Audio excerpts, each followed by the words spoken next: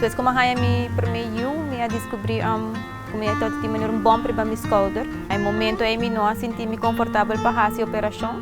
E a tardar-me 7 anos para decidir de back para fazer a operação. As eu vejo até eigenlijk praticamente na full me procedura e as eu vejo cover praticamente full a operação. Então, bom não tá sacando sem, você tá full paga. Eu senti-me mais confortável de pôr vamos dizer, parte de vestir, de mover, de como me quero dessa. Para mim, a cicatriz que aqui tá mínima. Mi yun ta si karate mi também tá hasi saki back e ma começa back treino não. Para mim tá então ervaring leuk dus kung algo kung nos turta gusto como família.